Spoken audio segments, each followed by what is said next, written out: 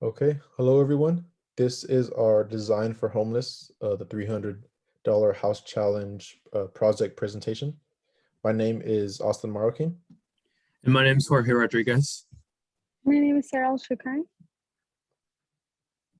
We got our inspiration from this picture. It's a tiny house with a bed loft. We chose a small house so it could be affordable. A small house requires fewer materials. Our goal for this project is to help people who are dealing with homelessness. The city of Fresno has been dealing with the issue of homelessness in a variety of ways. With the 300 House Project, our goal is to make affordable housing for people who are struggling with homelessness. We want to give them a safe place to stay and work from. These are the hand sketches we made. Next to the door, there'll be a desk for people to work at. Then on the right, there'll be a couch for them to sit and relax. Then on the other end, there's a counter with a sink. On top, there'll be a bed. This is our Revit floor plan. Austin? Okay, so in the middle left here, we have one of the designs that I did in SketchUp. You can see that from this bird's eye view, all of the amenities that we tried to fit in the small area. Even though it's a small area, the person living in there still needs access to the daily necessities that anyone would need. Most importantly, there is a bed. Technically, this is a two-story house. We have a little bit of an elevated area where the bed can go. You can see there's a ladder next to it. We liked to get that in the second story so that all of the area for the activities would be on the bottom, and then the person could climb to the top and sleep on the second floor. So there's a mattress there with a ladder. Right under the mattress, there is like a little work area. It's kind of like a little countertop with cabinets. That could be used for really anything. It's just a kind of like a flat workspace so that the person can, if they need to make a meal or just work on anything, they have a flat surface and then some area under for storage. In the middle right, you can see a window, and then right next to the window is a sink area, just so you know where the person can get some water, and there's always going to be use for water. And then on the bottom left, there is a desk. We thought that a desk is really important because if the person just has to do any kind of finances, paperwork, applications, they would be able to get that done, and try to work on anything important as far as paperwork goes. On the next design picture, we get a little better look of the exterior of the building. You can see that there's a pitch, that the building has a pitch to it, and there's two reasons for that. One is because when it rains, water would be it'd be a lot better for drainage. The water would come off easier, and also too, it made sense because the person needs some room for where the second story part where the mattress is at is going to be. You can see that the exterior kind of has like this siding look to it. When we get to the cost estimating, we'll be able to explain why it kind of has that look. So I'll go ahead and go to the cost estimating part. So right here, it kind of gives a breakdown of all of the finances that this project would cost if it were to be actually built in real life.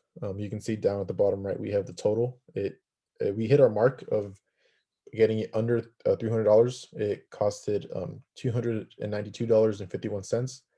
So we were real happy that we were able to get the total price under the marker. The way that we were able to do that was by utilizing free materials. First and probably most important, we can see the wood pallets. Those are pretty much free. You can get a lot of those that they're used so much through the different industries. And out of the pallets, we were able to get a 1x4 siding and then 1x6 strapping. So that was pretty much, if you combine the two, you can rearrange it to kind of make like this siding panel, and that's why we went with the siding look on the SketchUp rendering. The next free item would be cardboard boxes. You can get those at a lot of stores for free, and we were going to utilize those as a form of insulation. Well, the next free item would be fallen trees.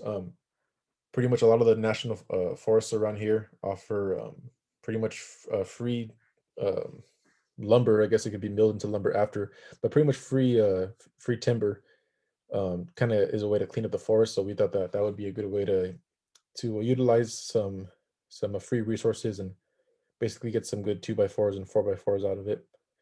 And the rest of the costs on here were just items that we thought were necessary. Just a variety of different things, and we really did try to cost cut just to make sure that we were going to reach the marker of under $300. If we go back to the poster, we can get a look on the middle right here. We have a water dispenser, and that's a good example of something that we thought was absolutely necessary, but also not too expensive. And I mean, every house needs water, every person needs water, and so it's nothing fancy, just a plastic jug with the spout on it, and the person can take it out, fill it back up, bring it back into the house, and just a variety of things in this home that are cheap but necessary. Jorge? Yeah, and in this very bottom row of the poster, we have some of our Revit renderings. So this very first one is our interior bed area. So this shows a pretty good rendering of what it looks like inside. So you have the ladder going up to the bed, and you have the window, and below that window in the interior bed section of the poster, there's actually a sink, and you can tell in the Revit floor plan we have in the top row on the very right hand side. It shows like a 2D sink area. The 2D sink model just couldn't be shown because of like the height differences to get like the bed and the window and everything. I couldn't get it to show the bed and the sink.